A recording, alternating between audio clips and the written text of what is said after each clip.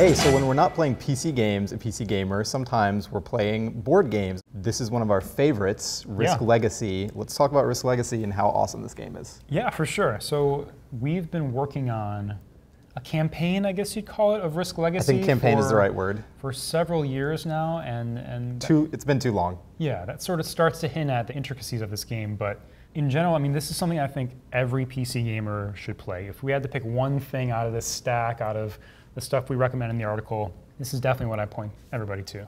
You know, old Risk, there's a few problems with old Risk. I grew up playing Risk. Yeah. Like, I love Risk, but also it's kind of a terribly broken mess of a game. And battles always just devolve into 4 hours in, you've got armies of 30 dudes and somebody's just turning in their bonus cards, and then the other person will turn in their bonus cards, and just the strategy kind of goes out the window. It's a mess. This game is so much better than old Risk. So Risk Legacy solves that off the bat by adding another victory condition. You don't simply have to destroy everybody that's in play. Wipe out the board, yeah. There's a victory point system. You can capture these HQs. Every player has an HQ that they put in when they spawn into the game. And by capturing a certain amount of those, and also there are like certain conditions, bonus missions and stuff like that, you can just win outright. And sometimes that's an hour or 90 minutes, which is such an improvement over 6 hours or whatever. Really short. But I think the more interesting element of what they added with Legacy is why they call it Risk Legacy, which is that you have basically a lifespan for this board where you're going to only play it 15 times.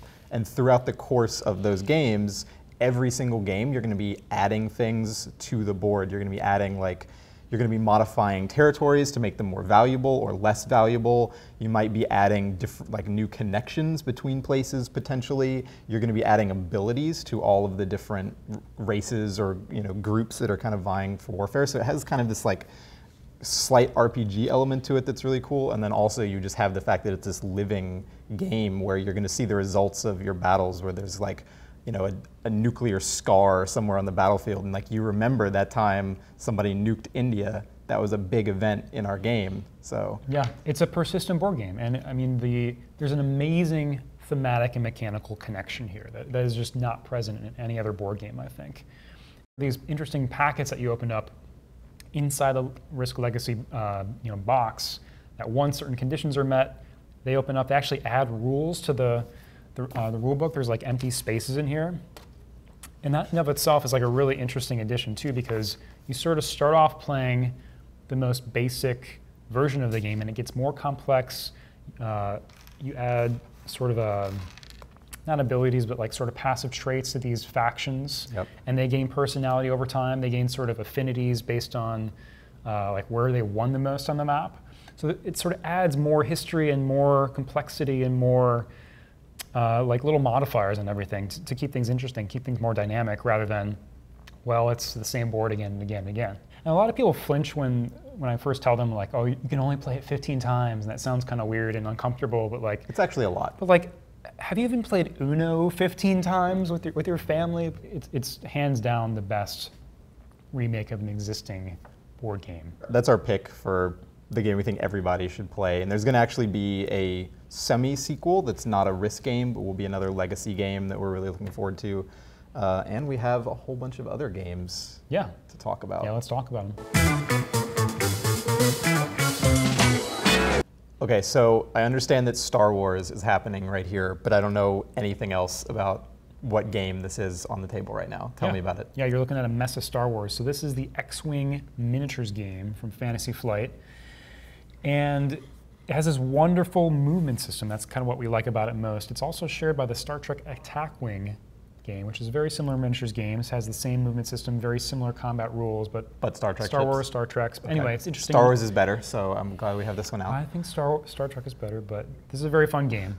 Some of the things I don't like about big miniatures games like Warhammer is they're expensive, obviously.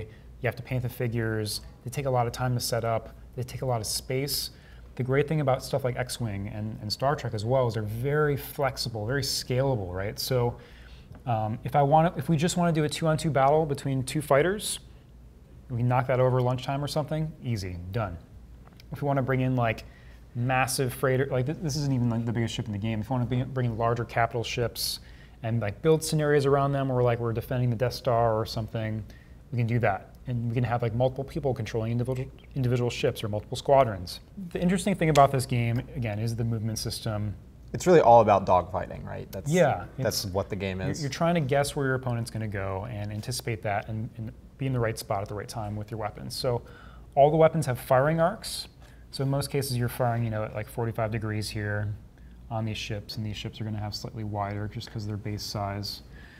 But it has sort of a simultaneous secret system for issuing orders. So you have these dials that are specific to each ship, and each of them have the equivalent of these movement instructions on them. So the possible movements available to you on each ship. So I can like make a 90-degree turn to the left, that's kind of short, or I can make a U-turn that's really long if I'm like a really light fighter or something, or I can move just really straight and aggressively forward but expose my back. So I'm going to say like, oh, I think this TIE fighter is probably going to turn left here, so what I'm going to do is I'm going to follow him and turn right and sort of hope that I end up behind him, but I don't know how far he's going to go. So you issue these orders, put them down on this token, then you reveal all at the same time, and then everybody moves. And you're like, oh man, that changes everything. A lot of guesswork, a lot of bluffing. Exactly, and like Risk, there are sort of attacker and defender die. So it has that same sort of element of like, oh man, like you got some hits, but I got some dodges at the same time. So there's just a ton of good uncertainty. There's just loads of tactical depth here in terms of the guessing game of positioning and just it's a game of inches, which is really interesting, I think, in a tabletop game if you're used to playing stuff like Monopoly or something that has no sort of spatial reasoning. Right now, this is hands down one of the best miniatures games out there if you want something that's really physical and grounded and has a lot of cool movement and spatial tactical stuff. Awesome. So these first two games, Risk and X-Wing, we talked about, are not video game board games, but we do have a couple of those out that we want to just highlight really briefly. We've got BioShock and XCOM. So BioShock, I think, is interesting in that I think you can play 2 to 4 people, but it's really designed to be a 2-player game, which there aren't not a lot of board games are like that. And instead of playing as Booker, as you would, and Elizabeth, as you'd kind of assume you would based on the game, one person plays as the founders and one person plays as the Vox Populi, and you're kind of warring for control, right, over all the floating islands. And meanwhile, Booker and Elizabeth are just kind of events will happen and they're just moving around, like causing shit to happen, basically, just messing stuff up. And you can actually move they have like the rail system that you can move your armies around. And it has, like in the game, it has upgrades that you can apply to your cards and to your armies when you're fighting. So it's neat. It's kind of like a condensed version of a Risk or another Territories game, plus Booker and Elizabeth just causing like AI havoc kind of while you're playing. I'm guessing it's not like Chutes and Ladders. Probably not. Yeah, XCOM, I mean, this is a pretty recent one, late last year. Well anticipated by XCOM fans, including myself. And it's a cooperative game. It's the only cooperative game I guess we're talking about in this little roundup. But what's interesting about it is it takes all the aspects of an XCOM campaign. You've got your science, your research stuff. You've got your ground combat, your air combat, your distribution of UFOs and fighters and stuff like that. And it spreads that across up to 4 players. And each of those players is sort of playing a smaller mini game. Like I'm just doing the research, I'm just doing the science, or I'm just doing the ground combat. And individually, those games aren't necessarily like crazy detailed and interesting and complex, but together they kind of paint this interesting like fire that you're trying to put out all together. So it's complex enough that it needs, or at least has, like a companion app, yes. Right? Yeah, and that's one of the big differences. I mean, I love that XCOM doesn't have a rulebook. It's all built into this app, which is, you have to do some work to kind of pore over everything and learn everything together, but there's a timer attached to like certain rules that you're operating with the app itself. So it kind of operates as a referee and a timer. And one of the roles is actually responsible for like relaying those rules to everybody else and calling them out. So it feels very hectic, like an XCOM campaign in different moments. And I just like that their approach wasn't to, well, let's recreate the ground combat and tiles of XCOM. That would seem kind of pointless because the digital version of the game is so much of a great board game by itself. I mean, you kind of have little action figures on the board. So yeah, I mean, that's a fascinating, like if you played stuff like Pandemic, that's a really popular cooperative board game. I think you'll find a lot to like in XCOM, very similar template. If you like that theme, if you like XCOM as a franchise, it's a natural fit. So we're done talking about board games that we have set out here. which means I think we can go play one. Yeah. I brought a special game. I'm going to check it out. Cool. Yeah, what is it? I'm not going to tell you. You just gotta wait. All right. Okay.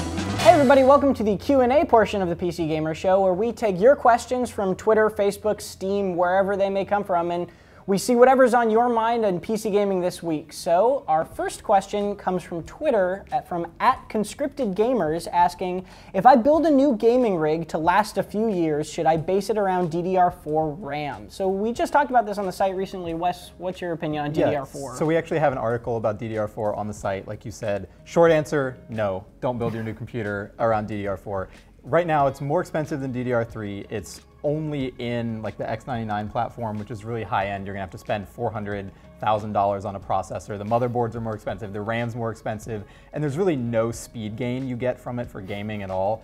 DDR4 is really right now just aimed at power performance. So if you have 1,000 computers in your house, great, you want DDR4. If you have one, you're really not going to see any benefit from it. Maybe in a couple years, they're going to start speeding them up, and you're going to get faster DDR actual slots to go in your motherboard. Then you'll see some benefit. Right now, save money, go with DDR3. So it's even too early to future-proof with DDR4. Don't even bother with it right now. Just give it a couple years, and then it'll be worth it. Okay. So our second question is from Vapor187, who asks, I'm a huge RPG fan. I'm looking forward to Witcher 3. Any other RPGs on the horizon I should be excited about?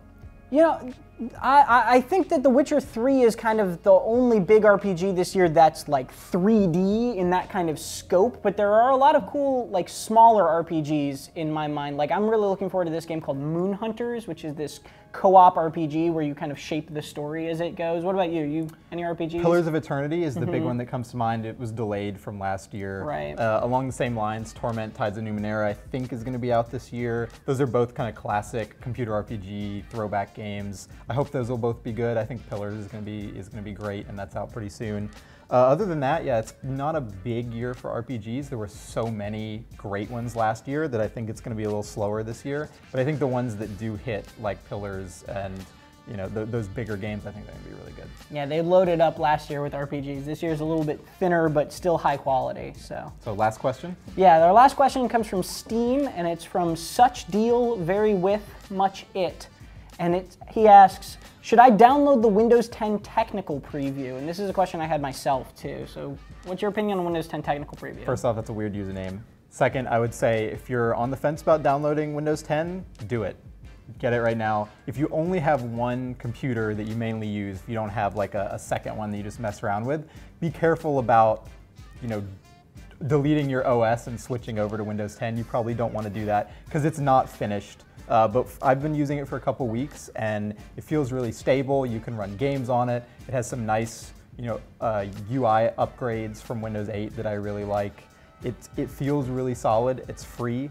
There's really no reason not to try it out if you have a spare computer or don't mind, booting into a couple different OSs. So yeah, I'd say go for it. Give it a shot. And since Windows 7 and Windows 8 users are going to get the upgrade to the actual Windows 10 for free, it's kind of just like testing out your upgrade early in a sense. Yeah, give it a shot. See if you like it. Cool. Well, thanks very much. Feel free to ask us more questions using the hashtag AskPCGamer on our Twitter, our Facebook, in the comments of this video on YouTube or on our site, and we'll see you next week.